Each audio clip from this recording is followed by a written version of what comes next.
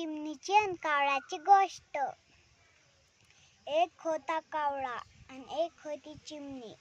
कावळा कसं ओळखतो? काऊ काऊ.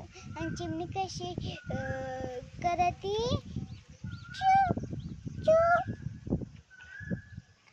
मग कावळ्याचं घर होतं शेण्याचं, चिमणीचं घर होतं मेण्याचं. मग एकदा मोठा पाऊस आला. कसा पाऊस आला? मोठा पाऊस आला.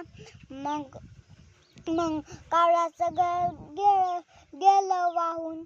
मग ते चिमणीच्या घरी आला आणि म्हणाला, चिमणूबाई चिमणूबाई तुझ्या घरात you you you you you. चिमणी म्हणाली, नको रे बाबा, मी माझ्या बाळाला तो घालते.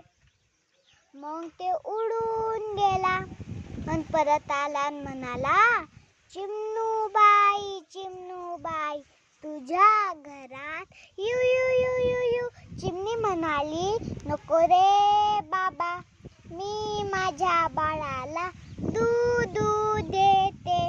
मग कावळा उडून गेला. मग परत आला आणि म्हणाला, चिमणूबाई चिमणूबाई तुझ्या घरात you you you you you. मग चिमणी म्हणाले, कावळे दादा बाळ आता झोपलं, आता तुम्ही येऊ नका. मग कावळ्याने काही ऐकलंच नाही. मग चिमणीने छोट्या छोट्या भांड्यात खिचडी बनवून ठेवली होती. मग तसंच चिमणीने दरवाजा उघडला.